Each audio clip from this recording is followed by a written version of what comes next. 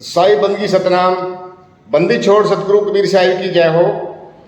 आज हम जानेंगे सतगुरु नितिन साहिब जी से कि ये जो हम अपने आसपास पूरी दुनिया को देख रहे हैं, ये जो संसार है, ये जो दुनिया है, ये किसने बनाई है। बहुत सारे गुरु बता रहे हैं कि ये दुनिया परमात्मा ने बनाई है। कुछ लोग बता रहे हैं कि दुनिया काल ने बनाई है। कुछ लोग बोल रहे हैं ये दुनिया ब्रह्मा जी ने बनाई है। तो जो सही में सृष्टि रचना है, इस संसार की कैसे रचना हुई है, तो आज हम जानेंगे सतगुरु नितिन साहिब जी से। तो सत्संग को आपने पूरा विवेक लगा के और पूरी बुद्धि लगा के सुनना है। तो आइए जानते हैं आज सृष्टि की रचना। इस सृष्टि की रचना कैसे हुई है। अपने गुरुओं की संगत से या जो भी कोऑर्डिनेटर्स हैं उनसे पूछ लें तो वो आपको जवाब नहीं दे पाएंगे, उनके हाथ खड़े हो जाएंगे। तो पहला सबसे बड़ा कारण क्या है उनकी सृष्टि रचना गलत होने का, कि उन्होंने कहा कि परमात्मा ने काल को पैदा किया है, जो बिल्कुल गलत है। परमात्मा से कभी ऐसी भूल हो ही नहीं सकती कि वो किसी काल रूपी दुष्ट प्राणी को पैदा कर दे जो उसी के बच्चों के लिए घातक सिद्ध हो जाए। ऐसा कभी हो ही नहीं सकता। ये तो गलती है, त्रुटि है, भूल है, और परमात्मा कभी कोई भूल नहीं करता।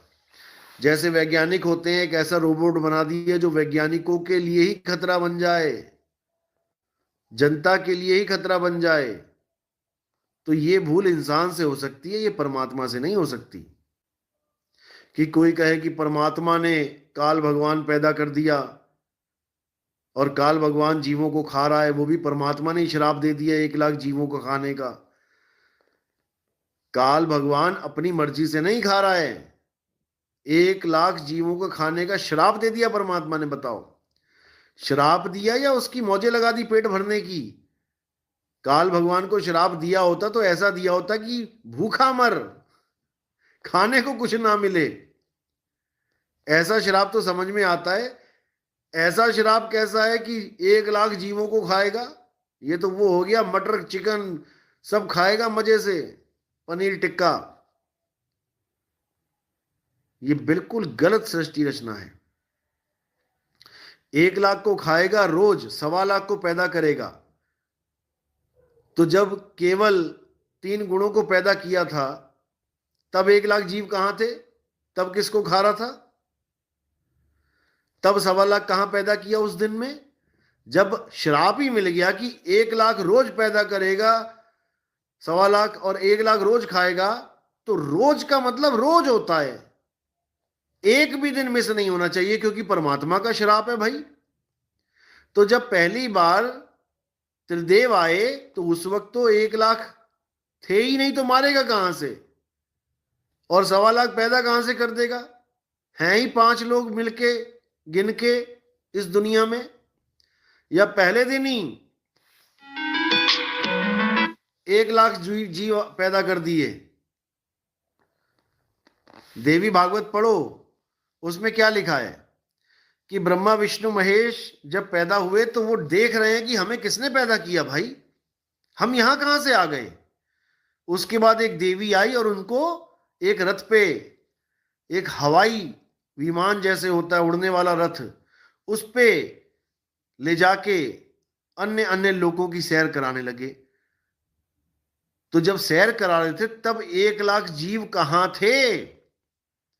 उस दिन तो श्राप ही झूठा पड़ गया। 1 लाख जीव खाना और 1.25 लाख पैदा करने का मतलब समझते हो कि कितनी आबादी होगी तब जब 1 लाख जीव मरेगा? आज आप हिसाब लगाओ कि कितने लोग मरते हैं दुनिया में। आज ही आप, आज की गिनती में ही ये कहानी झूठी पड़ जाएगी। ये सृष्टि रचना की कहानी झूठी पड़ जाएगी। कोरोना में कितने लाख मरे हैं, आप हिसाब लगा के देख लेना। 800 करोड़ लोग हैं, कितने मरते हैं, हर देश में कितने लोग मर रहे हैं, लग जाएगा पता। 1 लाख खा रहा है कि कितने खा रहा है। दूसरी त्रुटि क्या है, वहां बोला गया कि पहले सब नर रूप में थे, सारी आत्माएं नर थी, कोई औरत थी ही नहीं। जब काल भगवान ने पूछा कि मेरे साथ कौन चलना चाहता है, तो जिसने सबसे पहला हाथ खड़ा कर दिया उसको परमात्मा ने नारी का रूप दे दिया। देखो, यानी वो दुनिया की पहली औरत बनी, उस कहानी के हिसाब से जो 12वें पंथ के गुरु हमें सुनाते हैं। तो ठीक है, उसने तो गलती करी, हाथ उठाया, इसलिए नारी बनी। अरे तुम्हारी मां बहन कैसे नारी बन गई? क्योंकि सारे बीज तो पुरुष रूप में गए उसके गर्भ में, क्योंकि वहां पर नारी कोई थी ही नहीं, सारे जीव पुरुष थे, जिसको हंस कहते तुम लोग, हंसा हंसिनी। हंसिनी तो एक ही बनी, जिसने गलती करी वो पहले हंस था, उसको हंसिनी बना दिया, उसका वही चेंज करवा दिया, सब बॉडी ट्रांसप्लांट करवा दी उसकी, चेंज करवा दिया सिस्टम। तो वो अपनी गलती से अगर बनी है, तो उस कहानी के हिसाब से बाकी औरतें कैसे आ रही हैं इस दुनिया में? क्योंकि सारे पुरुष ही थे एक को छोड़ के। ऐसा तो नहीं है कि आधों को औरत बना दिया, आधों को आदमी। जिसने पहला हाथ उठाया उसको स्त्री का रूप दिया गया, तो ये बाकी कहां से आ गई? और सतलोक में कहते हैं कि स्त्री भी रहती हैं, पुरुष भी रहते हैं। तो जो लोग यहां आ गए, जो लोग यहां पर बैठ गए आके सारे के सारे, तो वहां पर तो स्त्री कोई होनी ही नहीं चाहिए थी, क्योंकि वहां तो पहले भी सारे पुरुष थे। तो वहां हंसा हंसनी कैसे हो गए भाई? जब पहली बार सतयुग में कबीर साहब किसी जीव को लेके गए, तो वहां पे हंसा और हंसनी कैसे हुए? वहां लेडीज कैसे आ गई? तो ये बहुत बड़ा सवाल है, इसका जवाब नहीं मिल पाएगा, जितना मर्जी जोर लगा लेना। तहसील कोऑर्डिनेटर, जिला कोऑर्डिनेटर छोड़ो, स्टेट कोऑर्डिनेटर को भी छोड़ो, नेशनल कोऑर्डिनेटर से पूछ लेना, उसकी आवाज नहीं निकलेगी। तो ये सृष्टि रचना केवल संकेत मात्र सृष्टि रचना है, डुप्लीकेट है ये। फिर कहते हैं अक्षर पुरुष को सतलोक में क्रोध आ गया, आलस आ गया। तो भाई क्रोध और आलस तो गुण है, गुण में भी दुर्गुण है। अभी 3 गुण तो आए नहीं, उससे पहले ही सतलोक में दुर्गुण आ गए। तो ये कैसे आ गए भाई? सतलोक में भी विकार हैं। विकारी सतलोक में हमने जाके करना क्या है? फिर वही क्रोध, फिर वही काम आ जाएगा। कहते हैं वहां पर भी काम क्रीड़ा हुई, इसलिए परमात्मा ने बाहर निकाल दिया। सतलोक में भी काम क्रीड़ा हो रही है, सतलोक में भी विकार उत्पन्न हुए पड़े हैं। तो ये भाई सांकेतिक ज्ञान है। ये सारे अक्षर पुरुष कौन है? ये सांकेतिक ज्ञान है। काल भगवान कौन है? ये सांकेतिक ज्ञान है। अष्टांगी क्या है? ये सांकेतिक ज्ञान है। 3 गुण क्या है? ये सांकेतिक ज्ञान है। और असली राम क्या है? ये भी सांकेतिक ज्ञान है, जिसको सैन बैन कहते हैं। सैन यानी संकेत, सांकेतिक ज्ञान। सांकेतिक ज्ञान का मतलब सैन बैन, बैन मैंने ज्ञान और सैन मैंने संकेत। संकेतों के द्वारा जो ज्ञान समझा दिया जाए उसे सैन बैन कहते हैं। तो साहिब समझा रहे हैं कि ये सब संकेत दिए गए तुम्हें समझाने के लिए सृष्टि रचना को। धर्मदास ये जग बौराना, कोई न जाने पद निर्वाणा। यही कारण मैं कथा पसारा, मैं कथा पसारा, इसी कारण मैंने कथा पसारी है। इन सब से कहिए एक राम न्यारा। वो राम सबसे न्यारा है। इस कथा को हमने सांकेतिक रूप में समझ लेना है। ये जो सृष्टि रचना की कथा है, ये सांकेतिक ज्ञान है, इसको समझ लो और फिर मूल ज्ञान में आ जाओ। बस तब हर चीज क्लियर होती चली जाएगी। लेकिन दुख के साथ कहना पड़ता है कि ये लोग कबीर कबीर तो करना सीख गए। हु इज कबीर तो सीख गए, लेकिन व्हाट इज कबीर ये नहीं जान पाए। दुख इसी बात का। साहिब कह रहे कबीर कबीर क्या करे, खोज आपन शरीर और 10 इंद्रियां बस में कर, तू आपे आप कबीर। तुम ही कबीर हो, तुम ही आत्मदेव हो, लेकिन तुम अपने आप को जीव अवस्था में पहुंचा के बंधन में पड़े हो। तुम दृष्टा अवस्था में आके बंधन में पड़ गए हो। दृष्टा हो जाना बंधन है, क्योंकि दृश्य दिखेगा तभी तो दृष्टा होगा। बंधन है। जितने भी गुरु दृष्टा दृष्टा कर रहे हैं, ये सब बंधन में डाल रहे हैं लोगों को, लेकिन ये जीव को समझ में नहीं आ रहा है, इसीलिए उलझा पड़ा है। जिस दिन इसको समझ में आ गया, उसके बाद इसे बांधने वाला कोई नहीं है। तो उड़ जा हंस अकेला।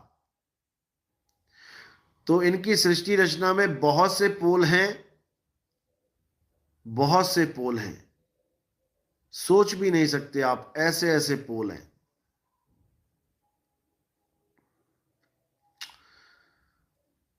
तो सृष्टि रचना को अच्छी तरह समझना है। हमारे मूल ज्ञान आप सुनेंगे, समझेंगे, आपको हर चीज समझ में आने लग जाएगी। सृष्टि रचना को सैन बैन के द्वारा समझा जाता है। तो हमारे सत्संग 1 नंबर से स्टार्ट करने हैं। आपने जो नए भाई हैं, अभी नए नए जुड़े हैं, अभी नहीं उनको समझ में आ रही बात, आप बिल्कुल हार मत मानना। ये ज्ञान बहुत अटपटा है। कबीर ज्ञान अटपटा झटपट लखा ना जाए, और जो इसको झटपट लखे तो सब खटपट मिट जाए। इसलिए हार नहीं माननी है। सुनते जाओ। परमात्मा की कृपा कब हो जाए पता भी नहीं लगेगा, कब आपको मेरी एक एक बात समझ में आने लग जाएगी। बहुत से भाई ऐसे फोन करते हैं कि हम आपका सत्संग 4 साल से सुन रहे हैं, अब जाकर आपकी बात हमारे पल्ले पड़ रही है कि आप कहना क्या चाहते हो। 4 साल के बाद भाई लोग बता रहे हैं अब समझ में आ रहा है आप कहना क्या चाह रहे हो। आज तक तो समझ में ही नहीं आता था कि आप कह क्या रहे हो, बस देखते रहते थे कि क्या बोल रहे हैं, ये क्या कहना चाह रहे हैं, इतना चीख रहे हैं, कुछ तो है जो हमें समझ में नहीं आ रहा। लेकिन जब मालिक ने दया करी तो आज एक एक बात समझ में आ रही है। बहुत खुशी होती है, बहुत खुशी, जब मेरे परमात्मा का एक भी जीव हंस जागता है तो दिल बाग बाग हो जाता है, गार्डन गार्डन हो जाता है, क्योंकि अब उसको मुक्ति मिलेगी। जिस कारण उसने इंसानी चोला लिया, अब उसे वो चीज मिलेगी, और जब उसको वो चीज मिलेगी तब वो निहाल हो जाएगा। और उसकी खुशी का अंदाजा लगा के मुझे इतनी खुशी होती है कि मैं क्या बताऊं। तो बहुत जरूरी है जीवों का जागना, बहुत जरूरी है। उलझाने वाले लाखों बैठे हैं, लाखों। हमारे YouTube चैनल के अलावा आपको जितने भी चैनल ज्ञान वाले दिख रहे हैं, आप यकीन नहीं करोगे, सबके सब या जीव ज्ञानी है, या ब्रह्म ज्ञानी है, या तत्व ज्ञानी है, या दृष्टा ज्ञानी हैं। इन्हीं 4 कैटेगरीज में उलझा उलझा के मार रहे हैं सबको ये। और सब कॉपी पेस्ट किसका कर रहे हैं? ओशो का। 90% गुरु जितने बैठे हैं ये सब ओशो को फॉलो कर रहे हैं। ओशो की कई बातों को रिपीट कर रहे हैं क्योंकि लोगों ने ओशो को सुना नहीं है। उनकी जगह इनको सुन रहे हैं तो इनको लग रहा है लोगों को कि अरे बड़ा ज्ञानी बंदा है ये तो। और कसम से अगर आप एक बार ओशो को सुनना शुरू कर देंगे तो ये जितने भी बड़का ज्ञानी बने बैठे हैं ना, ये जितने आचार्य फाचार्य जितने भी हैं यहां पे, इन सब की असलियत आपको पता लग जाएगी कि ये ओशो का ज्ञान चुरा चुरा के सदगुरु बने बैठे हैं। ये सब कॉपी कैट हैं। अपना ज्ञान इनके पल्ले कुछ नहीं है। अभी एक सवाल पूछ लूं तो वहीं पे पसीने छूट जाएंगे इनके, क्योंकि अनुभव ज्ञान किसी ज्ञान का मोहताज नहीं होता। ये सब लिखा पढ़ी का ज्ञान है। 1 लाख किताबें पढ़ी ओशो ने। अपने ही सत्संग में उन्होंने बताया कि 1 लाख किताबें पढ़ चुका हूं। भाई ऐसा कौन सा संत आया भारत देश में या कहीं पे जिसको इतनी किताबें पढ़नी पड़ गई? अरे संत तो अपनी किताब खुद लिख देते हैं, पूरा ग्रंथ लिख देते हैं। उनको पढ़ने की जरूरत नहीं पड़ती। पढ़ने की जरूरत पड़ती है उन जीवों को जिनके पास अपना कुछ नहीं होता। वो पढ़ के ज्ञान अर्जित करते हैं कि उस संत ने क्या बोला, उसने क्या बोला, उसने क्या बोला। और ये मैं आने वाले सत्संगों में बिल्कुल क्लियर कर दूंगा कि ओशो जी के पास कितना ज्ञान था। ये बिल्कुल साबित कर देंगे आपके सामने। दूध का दूध, पानी का पानी कर देंगे। बिल्कुल चिंता नहीं कर दी है, गारंटी के साथ। और निर्णय आप पे छोड़ूंगा, आप पे, कि सत्य के साथ जाना है कि असत्य को पकड़े रहना है। मैं कुछ नहीं बोलूंगा, मैं तो साबित करूंगा केवल। आगे आपकी मर्जी है क्या करना है। ओशो कोई मेरा दुश्मन नहीं है। ओशो ने जो समाज को जगाया बहुत अच्छी बात है। हमारे सत्संग सुन के ओशो के हजारों जीव जागे हैं, हजारों की गिनती में। सबसे पहले आप यकीन नहीं करेंगे, ओशो के भगत ही सबसे पहले जागे हैं। मेरी बात को समझने वाले सबसे पहले ओशो वाले थे। ये 12वें पंथ के तो उसके बाद आए हैं, क्योंकि जहां ओशो का ज्ञान खत्म हुआ, नितिन दास ने वहां से शुरुआत की है। इतना समझ लो। इसलिए ओशो वाले भर भर के आए हैं। उसके बाद 12वें पंथ वाले आए सबसे ज्यादा, क्योंकि उनको भी वहां तक का ज्ञान पूरा बता दिया गया था जहां से हमारा ज्ञान स्टार्ट होता है। उनका ज्ञान जहां खत्म हो रहा है वहां से हमारा ज्ञान स्टार्ट होता है। तो वहां का कोर्स पूरा हो गया, 12वीं कंप्लीट हो गई। अब कॉलेज वाला ज्ञान समझ में आने लगेगा, बढ़ते चले जाओगे आगे। और भी अन्य पंथों से भी कौन सा पंथ ऐसा बचा है जिसके भगत हमारे पास नहीं आए?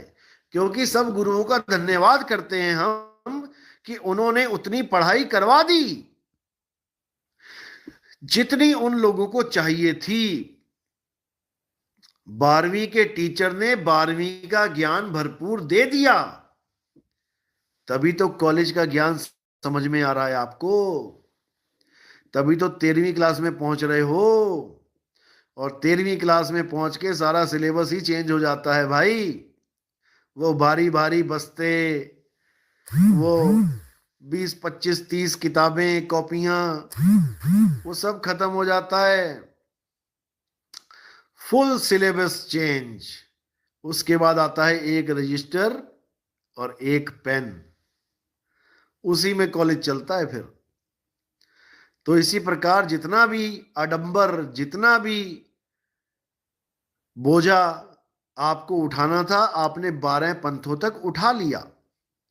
13वें पंथ में आपको बिल्कुल फ्री कर देंगे। जो उठाया था भैया घर ही छोड़ाओ, यहां लाने की जरूरत नहीं है, ऐसा फ्री कर दिया जाएगा आपको। लेकिन तब जब आप विवेकी हों। और मैं अरदास इसीलिए करता हूं बार बार कि आपका विवेक जगे, क्योंकि बिना विवेकी मानवा पशु तुल्य ही जान। बिना विवेक का मानवा पशु के तुल्य है। जिसका अपना विवेक ही नहीं है उसका अपना कुछ भी नहीं है। विवेक के कारण ही हम इंसान जानवरों से भिन्न कहला रहे हैं, नहीं तो हम भी जानवर ही होते। जो काम वो कर रहे हैं वही हम कर रहे हैं। लेकिन विवेक के कारण हमने क्या क्या नहीं कर डाला। एक जानवर वो कभी सपने में भी नहीं सोच सकता जो हम लोगों ने कर दिया है।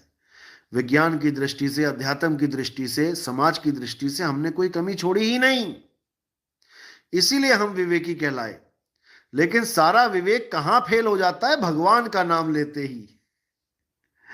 भगवान का नाम लेते ही सारा विवेक छूमंतर हो जाता है। फिर एक साइंटिस्ट भी नई कार ले रहा है तो नींबू लटका रहा है उसके ऊपर मिर्ची के साथ। कोई डॉक्टर है वो भी शुभ लाभ और पूजा करवा रहा है नई गाड़ी की। बताओ, नई गाड़ी की पूजा करवाओगे उससे क्या हो जाएगा? एक्सीडेंट नहीं होगा क्या? ये सब अंधविश्वास है। ये सब अंधविश्वास है। बड़े से बड़ा इंजीनियर भी मंदिर में जाके माथा टेक रहा है। कहां गया विवेक? क्योंकि वो सब होशियार हैं, समझदार नहीं है। होशियार और समझदार में फर्क होता है। समझदार का मतलब होता है विवेकी, जिसमें समझ है कि जड़ क्या है, चेतन क्या है। जिसमें समझ है वो समझदार है। जो किसी सब्जेक्ट में होशियार है, तेज है, पढ़ाई में होशियार है, मेरा बच्चा बड़ा होशियार है, होशियार होगा भाई, लेकिन जब समाज में आएगा तब पता लगेगा कि समझदार है कि नहीं। बड़े बड़े होशियार धुरंधर ऐसे ऐसे कार्य कर जाते हैं जो एक समझदार कभी नहीं करता। तो इसलिए होशियारी से भी बड़ी है समझदारी। समझदार बनो, समझदार बनो, तभी बात बनेगी। तो बहुत सी बातें हैं ऐसी, आप हमारे सत्संग सुनते जाएंगे, आपको समझ में आती जाएगी जो ये सृष्टि रचना है ये क्या है। बहुत से लोग कहते हैं पहले निराकार ही निराकार था, निरंकार ही निरंकार था, फिर उसमें से सृष्टि रचना की इच्छा उत्पन्न हुई और निराकार साकार रूप धारण करके आ गया। साकार रूप धारण कौन सा किया? सतलोक का, अलख लोक का, अगम लोक का, सूर्य चांद सितारे धरती का। यानी निराकार ही साकार बन गया। अब इनको कोई ये पूछने वाला हो कि अगर निराकार अखंड है, जिसको ये अखंड मान बैठे हैं, वैसे निराकार आकाश रूप अखंड नहीं है, लेकिन ये मान बैठे हैं कि निराकार अखंड है, तो मुझे ये बता दो कि अखंड में से खंड कैसे आ गया? बस इतना बता दो। ये सृष्टि कैसे बन गई? अखंड में से खंड कहां से निकल आया? और ये फिर उसी में समा जाएगा। साकार सृष्टि निराकार में समा जाएगी, तो फिर ये फिर उसमें समा गया। जब दो हिस्से हो गए, साकार और निराकार, और दोनों बिल्कुल अलग अलग, तो ये कैसे भाई समा गए एक दूसरे में? नहीं समझ में आता। किसी को समझ में आने वाला नहीं है, क्योंकि ये अनुभव का विषय है। जब आपको आत्मा का अनुभव हो जाएगा और आप खुद को जान लोगे, तब आपको समझ में आएगा कि मैं ही साकार और निराकार से भिन्न हूं। मुझे ऐसे गुरु मिल गए जिन्होंने मुझे मेरा आत्मज्ञान नहीं दिया, बल्कि मुझे किसी और की पूजा करवा दी। दोनों हाथों के बीच में दिखा दिया कि ये है निराकार। अब ये निराकार है और मैं इसको देख रहा हूं, तो जो इसको देख रहा है वो कौन है? यानी कि जो परमात्मा मेरे अंदर होना चाहिए था, मुझे इन्होंने बाहर दिखा दिया। वो है परमात्मा। अरे भाई वो है परमात्मा, तो आत्मा तो यहां है, तो परमात्मा वहां कैसे हो गया? यानी दूध को दिखा रहे हैं वो है घी, दूध भी देख रहा है, हाँ हाँ हाँ घी दिखाई दे गया, हाँ दिख रहा है, मुझे दिख रहा है। कमाल कर दी, दूध को घी दूध से बाहर दिखाया जा रहा है। और साहिब क्या कह रहे हैं? ज्यों तिल माही तेल है, ज्यों चकमक में आग, तेरा साईं तुझ में है, जाग सके तो जाग। वो कह रहे हैं बेटा जाग जा, परमात्मा वहां नहीं है, परमात्मा यहां है। लेकिन समझ में नहीं आ रहा, क्योंकि भेदी गुरु नहीं मिल रहा है। जिस दिन भेदी गुरु मिल गया, उस दिन कहानी कुछ और होगी। फिर क्या होगी? आत्म मही राम, राम मही आत्म, चीनस गुरमुख विचारे। आत्मा में ही राम विराजमान है और राम में हमारी आत्मा है। ये अनुभव का विषय है। जिस दिन अनुभव हो जाएगा, उस दिन हर कहानी समझ में आ जाएगी। लेकिन अनुभव का विषय बातों का नहीं है कि तुम 4 बातें करनी सीख जाओ हमारी ही कॉपी कर करके, तो तुम अनुभवी बन गए। अंत समय में तुम्हारी हालत खराब हो जाएगी। याद रखना इस बात को। बहुत से YouTube चैनल आप देखेंगे, जो भी सार शब्द की बात कर रहा है आज के टाइम में, जो भी कोई भी, ये सब हमारे ही सत्संग सुन सुन के ज्ञानी बने बैठे हैं। इनकी पुरानी वीडियोस पड़ी हैं मेरे पास सबकी। क्या बताते होते थे ये लोग? धन लक्ष्मी प्राप्त यंत्र लें, ऑनलाइन बैठे दीक्षा लें, शिव जी का मंत्र लें ऑनलाइन, हनुमान जी का मंत्र लें ऑनलाइन। आज ऑनलाइन सार शब्द बेच रहे हैं ये लोग।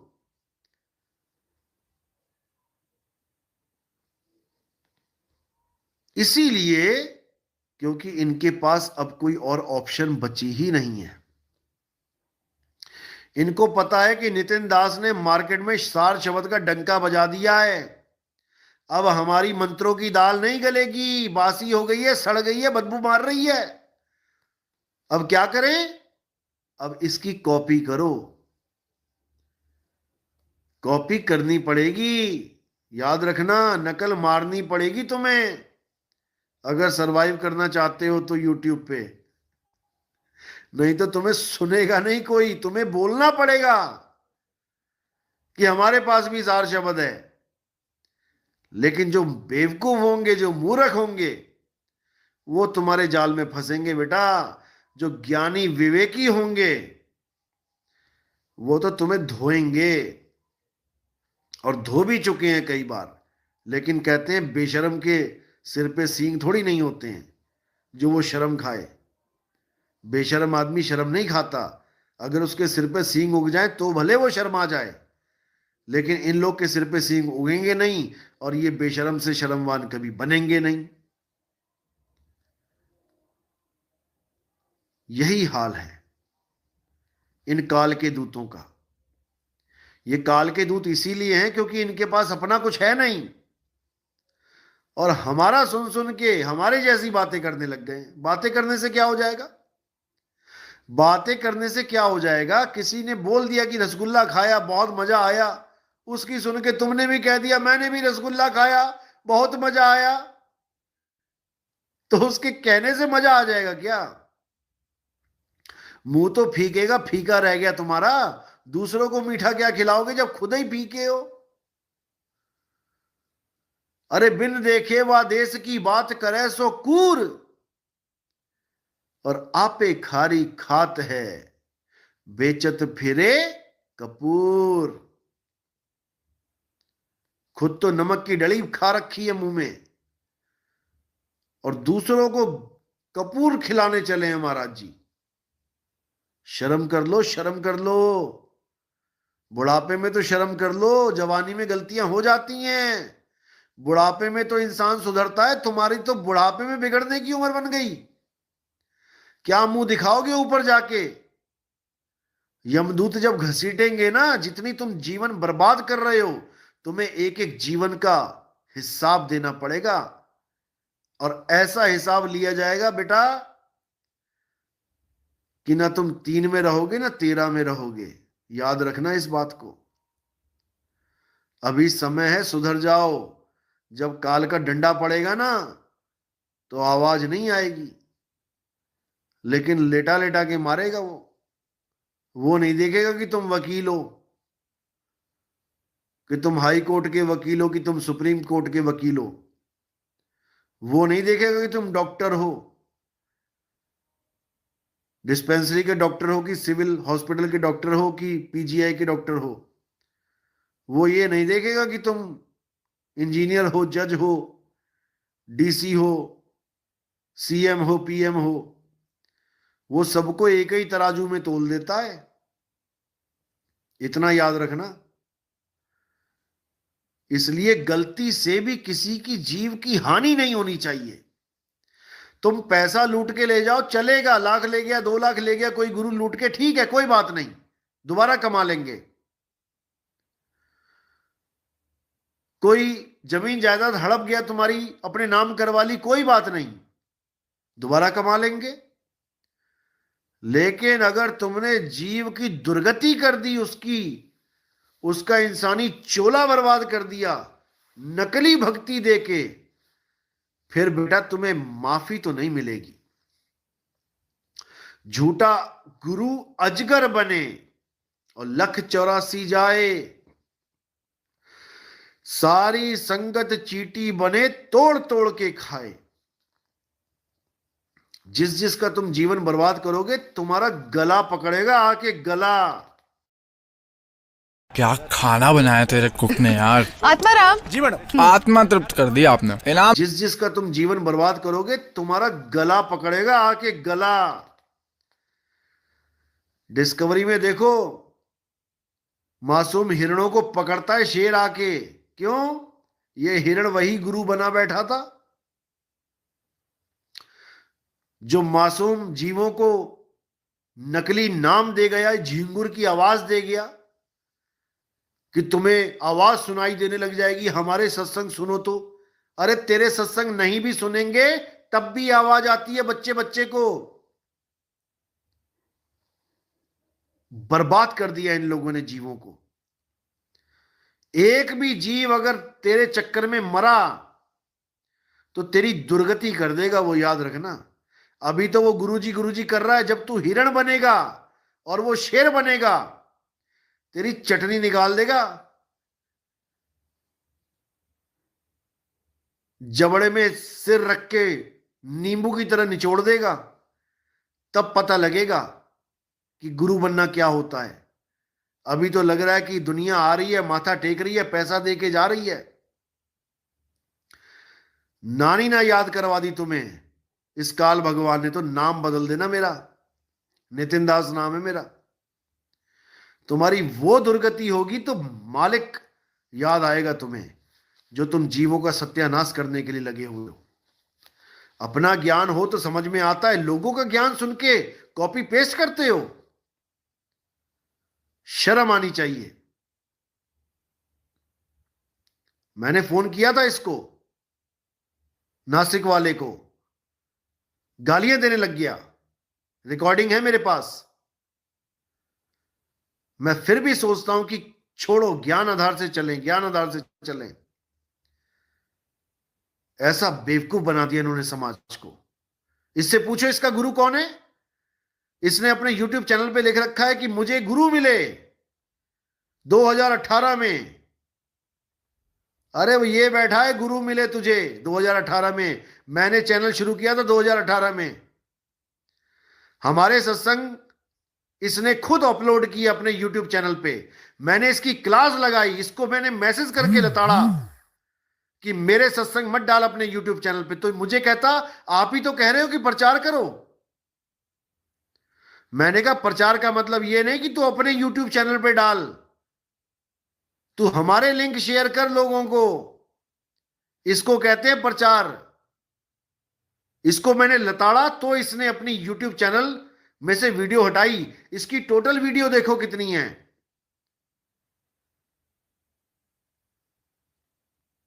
मजाक समझ लिया इन लोगों ने कि जीव तो बेवकूफ है, किसी को भी बेवकूफ बना लो।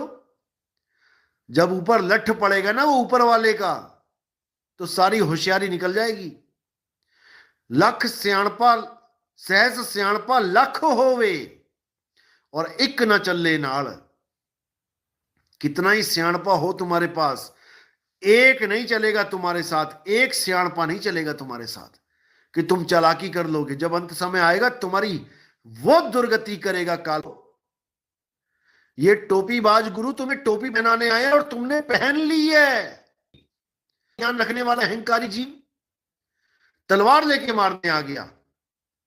उस रावण को तुम दोबारा से पढ़ो और उस टोपीबाज गुरु को पढ़ाओगा जाप देने।